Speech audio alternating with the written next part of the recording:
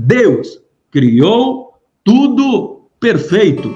Deus criou tudo organizado. O homem cai, o homem falha. E agora, para que possa ser regido o homem, é estabelecido 2000 anos depois uma lei.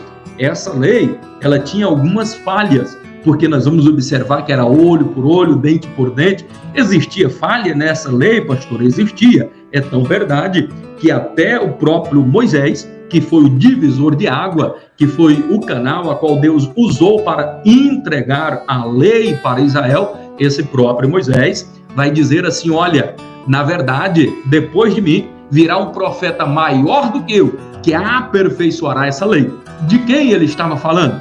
De quem ele estava falando? Óbvio, ele estava falando da pessoa de Cristo Jesus. Logo, essa lei precisava ser aperfeiçoada.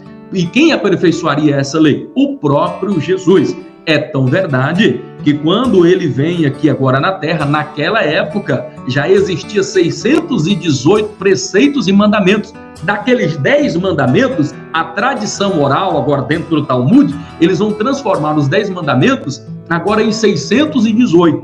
365 preceitos e 248 mandamentos. Havia uma possibilidade, ainda que hipotética, de uma pessoa guardar tanto mandamento, guardar tanta coisa na mente. Até para guardar na mente era difícil, quando dirá, meu irmão, no coração. É por isso que Jesus veio e transformou esses 618 mandamentos em apenas 2. Amarás o Senhor teu Deus com toda a força do teu coração, com toda a força do seu coração, acima de todas as coisas.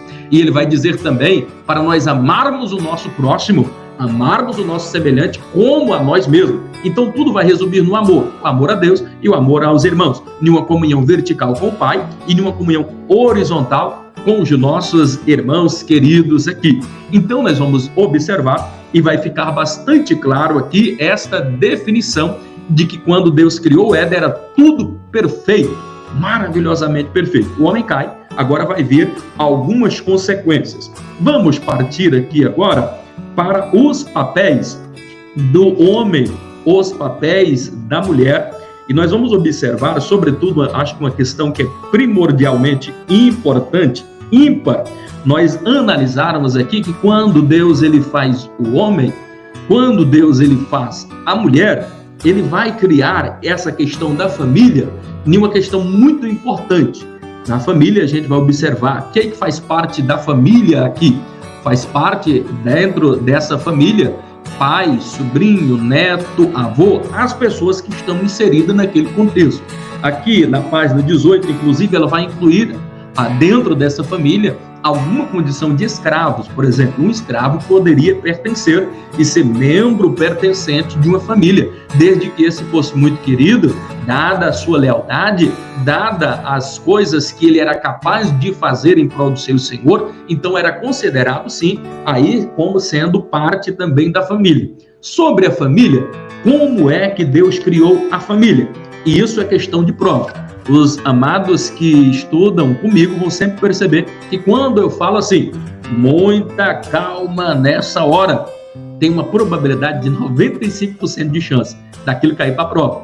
Então, se você já quiser aí fazer alguma anotação aí, anote na página 18, e isso é de primordial importância você entender. Muita calma nessa hora. Sobre essa questão aqui de casamento, sobre essa questão de família, como é que Deus ele estabelece as diretrizes basilares para a constituição da família? Como é o modelo que Deus cria para a família, para o casamento? Qual é esse modelo? Então, são 4 coisas aqui que é importante você analisar no capítulo, na página aí de número 18. Então, quando Deus fala em relação aqui especificamente sobre a família, sobre o casamento, então o casamento precisa ser monogâmico, é a primeira coisa. Segundo, o casamento ele tem que ser único, singular. Terceiro, esse casamento ele precisa ser permanente. E quarto, ele tem que ser heterossexual. Sim, heterossexual. É o que nós vamos observar em Gênesis 2, no capítulo de número 2, versículo de número 24. Então, a narrativa vai nos mostrar aqui qual era o propósito de Deus em relação à família, qual era o projeto de Deus em relação a esse casamento. Tinha que ser monogâmico, tinha que ser, monogâmico apenas com uma mulher. Pastor, nós estamos falando de maneiras e costumes, e existia alguns costumes aí que, na verdade, permitiam em que, por exemplo, o homem se casasse. Lembra que a lei ela tinha algumas imperfeições e se permitia algumas coisas? No princípio não era assim. Deus ele criou tudo perfeito. Abraão teve algumas mulheres, pastor. E Davi, quantas mulheres teve Davi? E Salomão, pastor? Ora, o que houve ali foi uma tolerância, mas não que era a vontade de Deus. O homem estava vivendo ali no período do livre-arbítrio, e por isso ele tinha algumas questões ali de escolha. E Jesus veio, aperfeiçoou a lei e agora determinou, de jeito nenhum, vamos cumprir aquilo que Deus Pai estabeleceu desde o princípio. Casamento precisa ser monogâmico, com apenas uma mulher, assim como a águia faz. Tem apenas uma única companheira durante toda a vida. A quem dera tivéssemos condição, como homem, de sempre guardarmos esta questão aí dentro de nós. Sobre a questão aí, na verdade, de casamento também, tem algumas coisas que a gente precisa vencê-las dentro da nossa psique, dentro do nosso intelecto, dentro da nossa concepção. O judeu, ele pensa diferente de nós. Como é que vê o judeu com relação ao casamento? Eles têm uma visão mais bíblica. Perceba que o homem e o judeu, ele tem um ditado que ele é muito importante. Ele diz assim, que os ímpios casam-se com as mulheres que eles amam. O judeu, porém, amam as mulheres com que eles se casam. Vou repetir. Os ímpios casam-se com as mulheres que amam.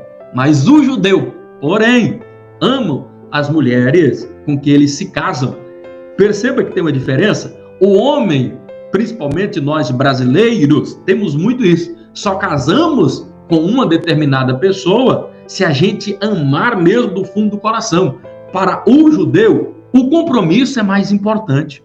Então ele sabe que precisa casar. E nós vamos observar que eles valorizam tanto isso, que a questão de divórcio lá é muito pequena em relação ao que nós temos aqui. Então, o compromisso diante de Deus, o compromisso diante da família, o compromisso diante da sociedade é muito maior do que todas essas questões. Então, eles já vão casar sabendo que vão precisar amar. E, então, eles amam as mulheres com que eles se casam e não esperar primeiro amar para poder casar. Pastor, mas aí vai ter uma incoerência. Então, outro detalhe, mais na frente nós vamos estar vendo aí dentro do papel do pai, do papel do pai era o de escolher a moça com quem o filho iria casar. Daqui a pouquinho vamos falar aí sobre essa questão. Então, vencendo já essa questão, isso é questão de prova, por isso que eu estou me detendo aqui um pouquinho mais. Entenda, dentro do casamento, as diretrizes basilares para o casamento que Deus instituiu. Primeiro, casamento monogâmico. Segundo, único, é singular. Para Deus, essa instituição é divina. O casamento, a instituição divina, é um ato salutar da vontade perfeita de Deus. Assim como o sexo também dentro do casamento é um ato divino da salutar vontade de Deus. Porque Deus, ele estabelece, inclusive, esse sexo aí para procriação e tinha que encher e multiplicar. Então, esse relacionamento dentro do casamento, esse sexo dentro do casamento aí, inclusive, é um ato divino da salutar vontade de Deus, não é pecado. Tudo que envolve essa questão de pecado é quando vem a prostituição, quando vem a fornicação, quando vem coisas fora do casamento. Dentro do casamento, desde que obedeça os preceitos bíblicos, é um ato divino da salutar vontade de Deus. Então, o casamento, ele é único, o casamento tem que ser monogâmico. Terceiro, o casamento tem que ser permanente, para sempre. Por último, é importante você observar, o casamento, na diretriz de Deus, ele precisava ser heterossexual. Pastor, nós não podemos falar agora, porque isso é preconceito. Irmãos, deixa eu lhe dizer uma verdade. Nós não vivemos por vista, nós vivemos mais por fé. Então, nós não estamos direcionados. É por isso que nós vamos observar que a Bíblia ela vai nos dar todas as diretrizes. No Salmos, de capítulo de número 1, ele vai dizer que precisamos meditar na lei de dia e de noite. A palavra de Deus, ela é a nossa bússola que nos orienta. Não é o que a mídia diz que é pecado, não é o que as pessoas falam que é pecado, que é pecado. Pecado é aquilo que Deus determinou em sua palavra. Já está escrito o nosso manual. Então Deus ele estabeleceu o casamento, na verdade, aí para ser heterossexual. Percebam que Deus, ele não fez Adão e Ivo. Deus, ele fez Adão e Eva, homem e mulher, macho e fêmea. Não há como nós fugirmos desta realidade. Deus fez homem e mulher. Percebam que quando uma pessoa, e hoje nós vemos até igrejas que se dizem igrejas, que estão aceitando fazer casamento de homem com homem, existem igrejas que os líderes dela são homossexuais. Isto vai frontalmente à palavra de Deus. Você é um aluno ibadiano, você está em um curso teológico, você está sendo preparado para todas essas questões aí que estão inflamando. Aí alguém vai dizer, não, mas isso é uma visão teológica. Irmão, aqui não é visão teológica, não. É a vontade de Deus empírica. Ou então você rasga a Bíblia. É a Bíblia quem diz. Deus, ele criou macho e fêmea, homem e mulher. Ele diz, o homem deixará o seu pai e a sua mãe e se unirá à sua mulher. Não está autorizando se unir a um homem, é se unir à sua mulher. Primeiro, que se Deus tivesse feito 2 homens ou 2 mulheres, a humanidade tinha acabado ali. Porque homem com homem não vai produzir, mulher com mulher não vai produzir. A mulher tem o óvulo, o homem tem o sêmen, o homem tem a semente. Um precisa do outro. E foi isso que Deus fez. Agora deixa eu lhe dizer uma grande verdade. A grande questão aqui é que quando um homem, uma mulher, ele olha para o seu corpo e diz, eu não estou satisfeito com o que eu estou vendo. Eu, na verdade, nasci homem, mas eu quero ser mulher. E por isso eu vou ser mulher. Eu vou fazer uma cirurgia, eu vou fazer alguma coisa, eu vou mudar essa questão. Quando o homem decide fazer isso, quando a mulher decide fazer isso, uma coisa precisa ser dita, ela não está afrontando a sociedade. Ao contrário do que muitas pessoas pensam quando alguém faz assim, se revolta ao ponto de dizer que, na verdade, ele nasceu homem, mas de fato ele é uma mulher. A revolta dele não é contra a sociedade. A revolta desse homem, a revolta dessa mulher não é contra os seus familiares, não é contra a sua mãe, contra o seu pai, contra os seus irmãos, não é contra a sua família. A revolta desse homem, dessa mulher que pensa desse jeito, que quer entrar por essa questão do homossexualismo, ele está fazendo uma afronta não à sociedade, ele está fazendo uma afronta ao próprio Deus. Isto é tão verdade que lá em Sodoma e Gomorra, se você observar, que existia ali o pecado que é mais observado, que é apontado, é o sodomismo. Inclusive, a prática do nome sodomismo é por causa dessa cidade, aonde os homens ficavam com homens, mulheres com mulheres. A devassidão moral era tão grande, não é apontado nenhum outro pecado maior do que esse lá, e por isso que aquela cidade foi destruída. E por que é que Deus destruiu? Porque o homem, quando ele faz esse tipo de coisa, ele não está afrontando a sociedade, ele está afrontando o próprio Deus. Ele diz assim, Deus, o Senhor é incompetente, porque eu quero ser mulher, eu me pareço com mulher, e por que é que o Senhor me fez do sexo masculino? Então o Senhor é incompetente, porque eu tenho desejo de mulher. Então entenda uma coisa, quando a pessoa decide se tornar homossexual, isso não é patológico, isto não é doença.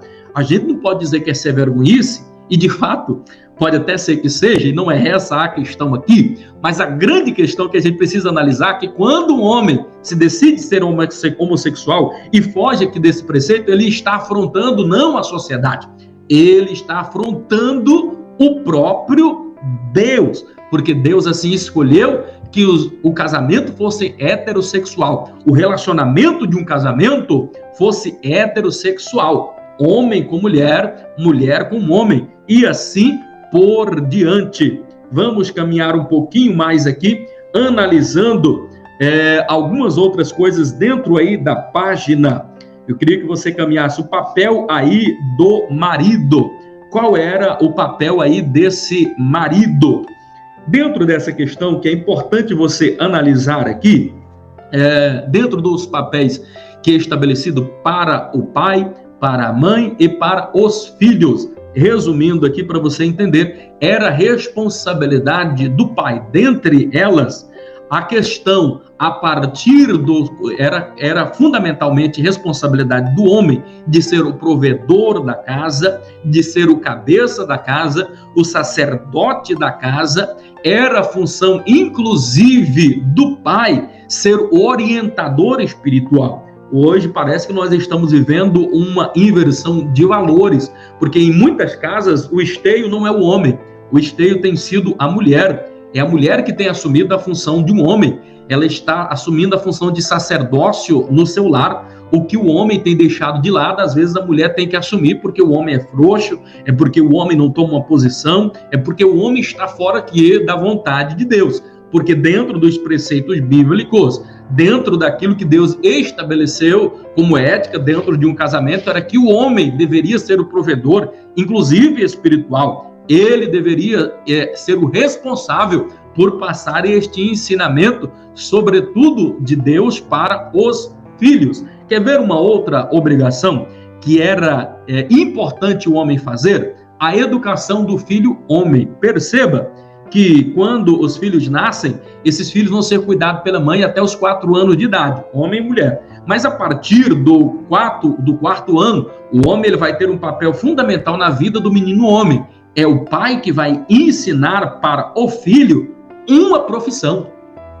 Perceba que era o pai. A partir dos 4 anos de idade, pastor, sim, a partir dos 4 anos de idade, o pai já começava a ensinar o filho, ensinar a sua criança uma profissão. Pastor, mas aí é muito pequeno, pastor. Se existisse naquela época ali, então, conselho tutelar, estava perdido os pais daquela época. Estava verdadeiramente sim, porque inclusive a lei, a palavra de Deus ainda recomenda que não fosse retirado a vara da correção nesses meninos. O que falta hoje em dia, às vezes, é correção, é limite para os nossos filhos. A Bíblia dá autoridade para o pai e esta autoridade não pode ser transferida para o Estado, para a escola. Então a escola ela pode até educar o seu filho concernente aos estudos, àquilo que ela está aprendendo no meio secular, a educação secular. Mas a educação no lar, de obediência, de ter respeito, de respeitar as entidades, de respeitar o pai, de respeitar a mãe, de respeitar os velhos, de respeitar os anciões, a ser uma pessoa sociável, a ser uma pessoa que consegue viver em sociedade, não é obrigação do Estado, não é obrigação da escola, não podemos terceirizar, é obrigação do pai,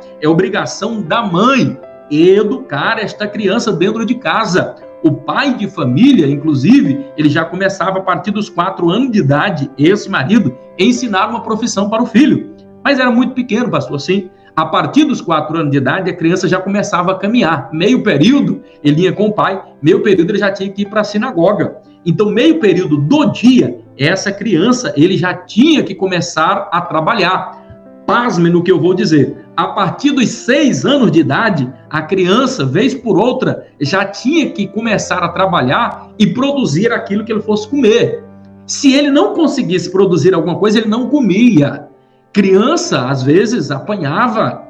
Não era, na verdade, a gente precisa enfatizar aqui o judeu, ele tinha muito cuidado com relação a essas questões aí. E a gente precisa ter em mente, uma determinada ocasião, em saudosa memória, o pastor Antônio Gilberto, que foi um grande homem aí da CPAD, grande escritor, eu participando ainda, ouvindo uma palestra dele, e ele falando como educar filhos e como o judeu criava e educar filhos. E eu me lembro que alguém fez a pergunta e dizia: pastor Antônio Gilberto, a partir de quanto tempo eu devo começar a educar a minha criança?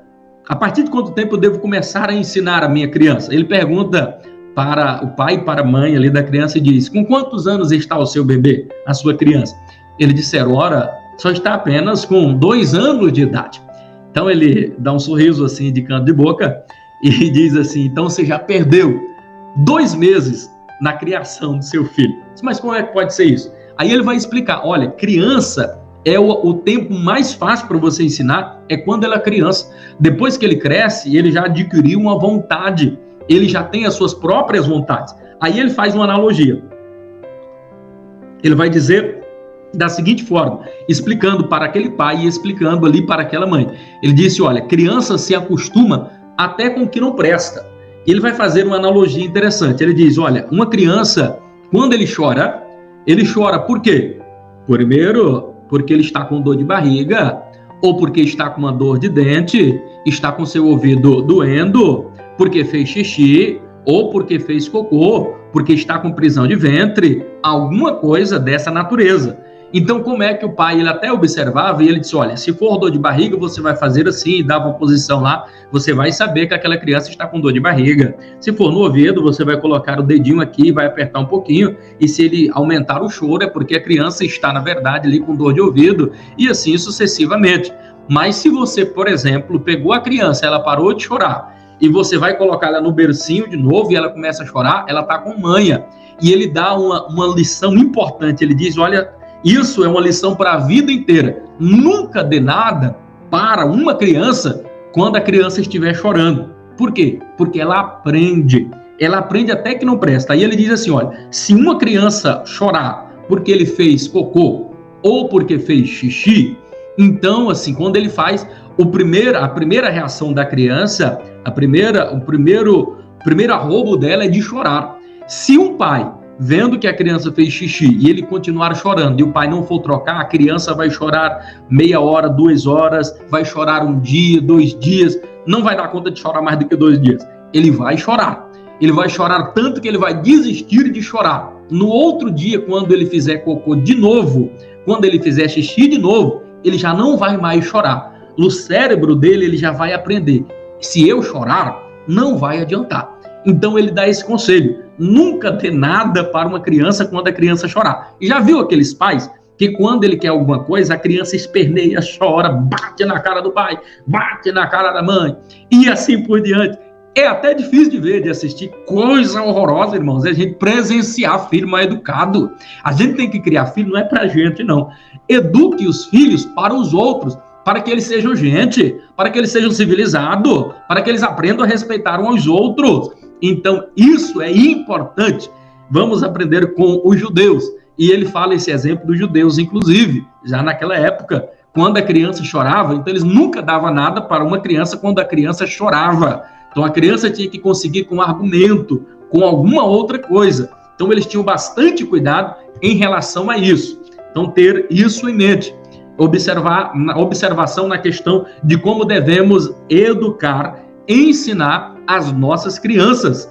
Alguém pode achar esquisito, mas aos 6 anos de idade, a criança já tinha que ter aprendido uma profissão mais ou menos, já tinha que ter capacidade, inclusive, de poder já fazer a sua própria comida, já tinha que ter condição de plantar alguma coisa, de produzir alguma coisa ali. Então, isso é de primordial importância você entender e compreender toda essa questão dentro do papel do marido dentro de casa, do papel do homem dentro de casa. Temos também aí o papel da mulher na página. Se você quiser acompanhar conosco aí, o papel da esposa, o papel da mãe está aí na página 22 do nosso livro, Papéis da Esposa. Então, dentro das questões aqui dos papéis constituído para e definido para essa esposa, é importante nós analisarmos e entendermos toda essa questão. A maior importância para a mulher, e isso, inclusive, muita calma nessa hora. Já falei, todas as vezes que eu falar muita calma nessa hora, é porque aquilo é de fundamental importância para a sua prova. Circule aí. A página é a página 22, logo aí do 1.4.2. Qual era a principal missão da mulher enquanto esposa? Qual era a principal missão da mulher: procriar, ter filho, dar filho ao seu marido. Isso é tão importante que mulheres choraram, prantearam aos pés do Senhor. Nada seria ser mais vergonhoso do que a mulher não produzir filho, porque era uma instituição dada por Deus que a mulher deveria procriar, encher, multiplicar a terra. Então, se esse homem, na verdade, ou se essa mulher não conseguisse dar ao seu homem, o seu marido, um filho, aquilo era extremamente desonroso. É por isso que se criou aquilo que nós conhecemos e que era liberado para o homem. O homem, ele tinha que ter uma só mulher, mas poderia ter algumas concubinas, algumas escravas que estavam ali na função, se a mulher não podia, por exemplo. Então vinha ali uma escrava e poderia ter filho. Sobre essa questão da constituição da família, é importante. Como é que se deu esta família, pastor Eurípides? A partir do momento, essa questão do parto aqui para a mulher, ela é de fundamental importância e você precisa entender bastante aqui essa questão aqui, como que era esse parto. O parto, lá no princípio, lembra como nós falamos agora há pouco, que no princípio era tudo perfeito? No princípio, por exemplo, eu vou analisar uma questão aqui que talvez você não se atentou ainda sobre questão de família. Em um único capítulo da Bíblia, em um único versículo, eu vou responder duas questões. Em Gênesis, no capítulo de número 3, no versículo de número 18, tem uma grande verdade aí, a partir do verso 16. E disse a mulher, aqui é depois da queda da mulher, Deus vai dar uma sentença para ela. Depois desta queda, nós vamos observar que Caim mata Abel, então ele é expulso ali do jardim do Éden. E a grande questão aqui é com quem Caim se casou.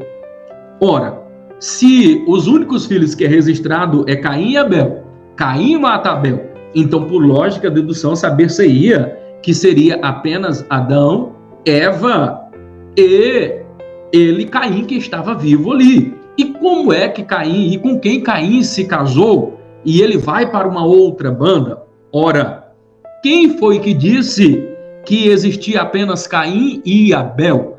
Pastor Eurípides, mas eu não vi nenhum texto na Bíblia que diz que Eva teve outros filhos. Eu vou explicar para vocês.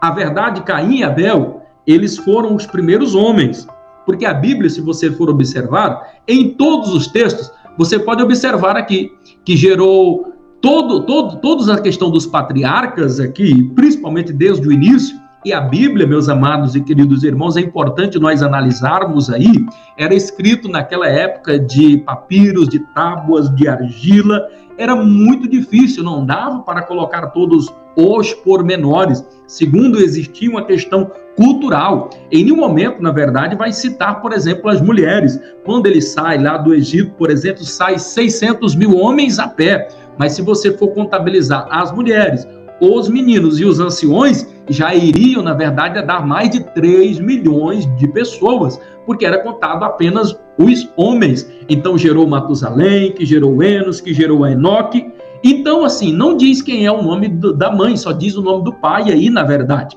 Então, é uma questão que já era cultural. E outra coisa que é importante você analisar e perceber, quando Adão e Eva, ou quando Deus cria os dois, eles já nascem prontos para procriar.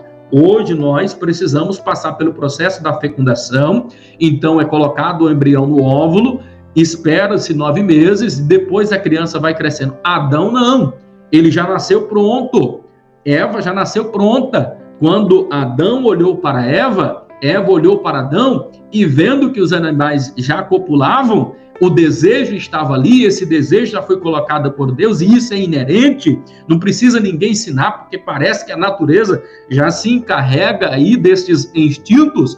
Você imaginou? Ora, quando Adão e Eva têm Abel e Caim, eles já estão com aproximadamente 60 anos, 70 anos. Será que nesse período de 60 anos, Adão não tinha tido nenhuma outra filha? Evidentemente que sim. Como é que o senhor consegue provar isso? Nesse texto, observa aqui, no versículo de número 16, do capítulo de número 3 de Gênesis.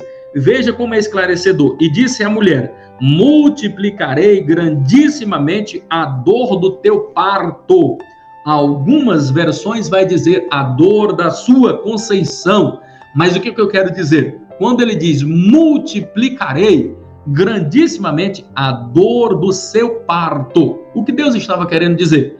Percebam que Adão e Eva aqui, e isso é muito sério, Adão e Eva aqui é a consequência por causa do erro deles. Caim e Abel aqui já tinham nascido? Não, queridos.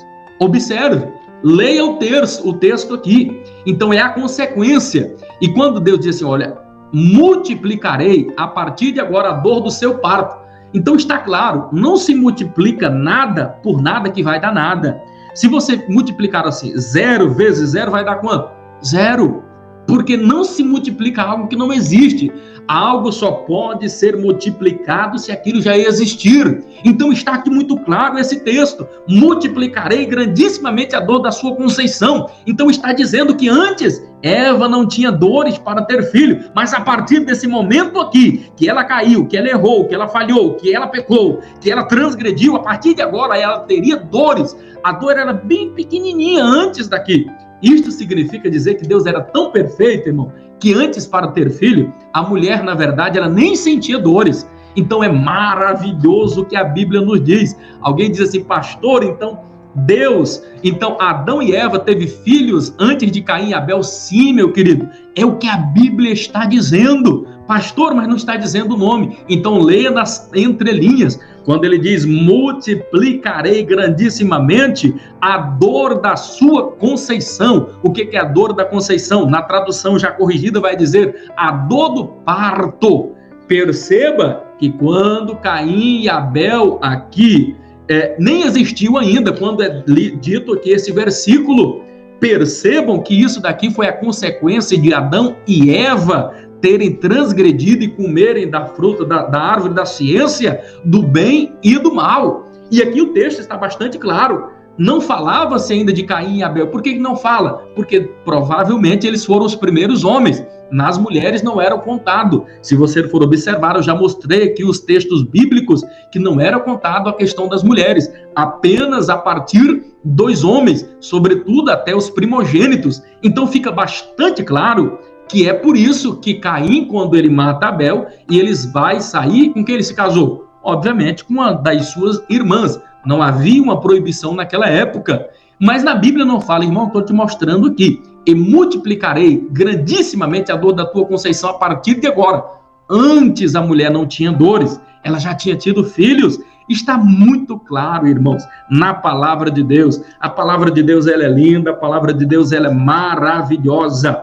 Nós já estamos finalizando aqui o nosso período, ficou aqui faltando ainda para nós estarmos falando aqui sobre as 3 fases do casamento. Na próxima lição, nós vamos estar aqui voltando rapidamente sobre essa questão, porque é importante demais você entender as 3 fases do casamento judeu, como que era o casamento judeu, como que era o casamento nos tempos bíblicos das nações ímpias e tudo mais, que estavam ali envoltos naquelas terras palestínicas.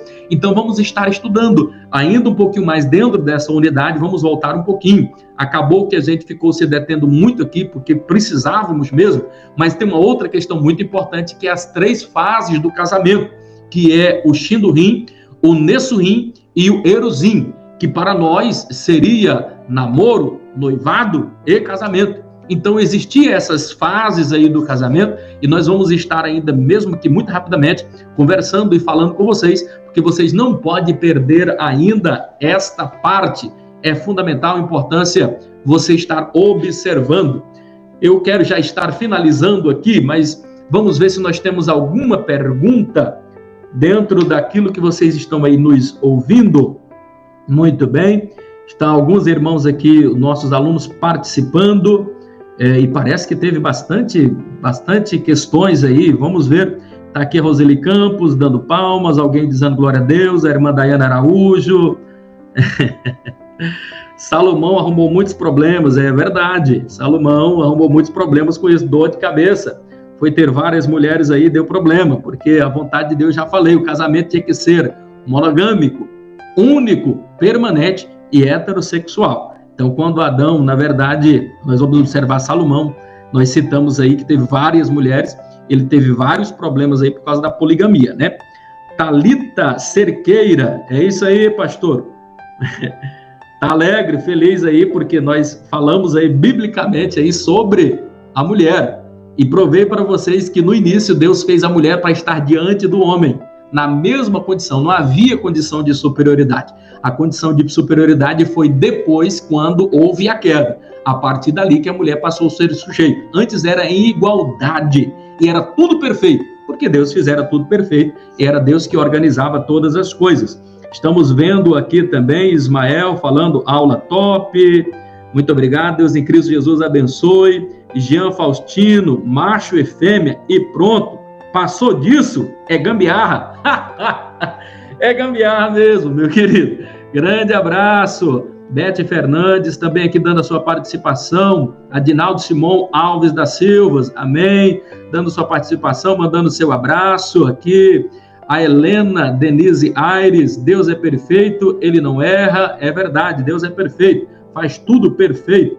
Renata Soares, Deus fez tudo perfeito, é uma pena que os valores estão tão invertidos, uma afronta ao princípio da criação. Verdade, irmã, uma afronta. Estamos vivendo uma inversão de valores terrível, e nós vivemos aqui, não é o que é errado para mim, eu vou voltar de novo a dizer, não é o que a mídia diz, não é o que os psicólogos dizem, o que é errado não é o que as pessoas estão dizendo. O que é errado então, pastor? Aquilo que a Bíblia diz que é errado. Não podemos falsear a verdade, ainda que seja para agradar alguém.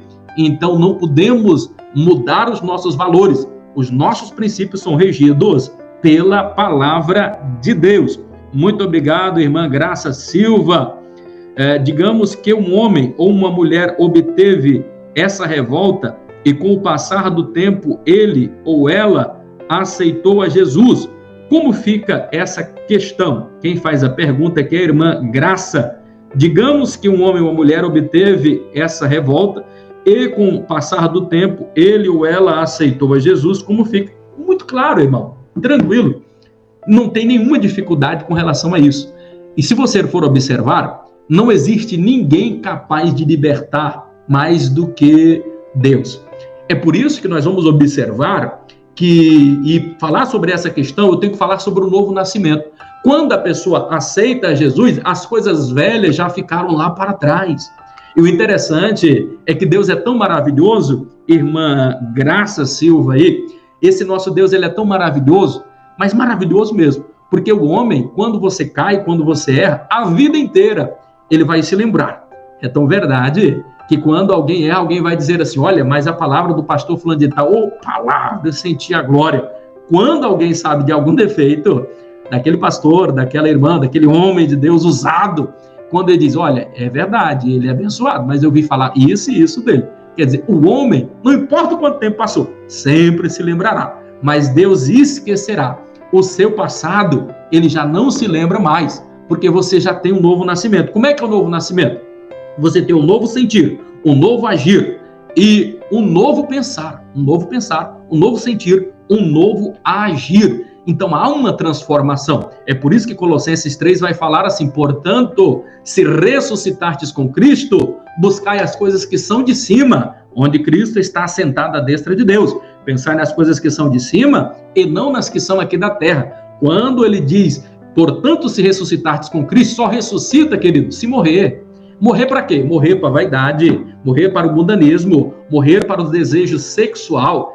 E eu finalizo aqui, irmãos, é fácil? Não é fácil. É uma das coisas mais difíceis de ser vencida. Eu já vi relatos de homens que são grandes homens, pastores, que antes foram e tiveram esse tipo de desejo, tiveram esse tipo de relação, e é uma guerra travada. Eu conheço, e outro dia, alguém me pedia uma oração com relação a isso, um camarada que há muito tempo, ele casou-se, é pai de família, mas todos os dias ele ora e pede a Deus. No dia que ele esquece de orar, parece que algum pensamento quer entrar na sua mente. É a guerra, irmão, da carne contra o espírito. É fácil? Não é fácil. Mas uma vez conhecendo a Cristo, uma vez sendo nascido de novo, qualquer homem pode se arrepender, pode ter nascido homem. E daí, pastor, e como é que eu faço se ele mudou de sexo? Aí ele vai ter que conversar, ele vai ter que se acertar com Deus aí, mas o importante é que se ele se arrependeu, se ele resolveu mudar de vida, e agora ele deixou de se revoltar, porque eu expliquei, quando o homem resolve ser homossexual, a mulher resolve ser homossexual, a revolta não é contra a sociedade. A revolta é contra o próprio Deus. Ele está dizendo para Deus, Deus, o Senhor é incompetente, o Senhor não sabe de nada, porque eu queria ser mulher e o Senhor me fez homem. Então a revolta não é contra a sociedade, a revolta é contra Deus. Deus em Cristo Jesus vos abençoe de uma forma muito especial. Estamos chegando aí ao final desta maravilhosa aula. Na próxima aula vamos estar dando continuidade a esse assunto e vamos iniciar a unidade 2. Grande abraço a todos, tenham uma noite abençoada aí na paz do Senhor Jesus. Grande abraço, Deus abençoe.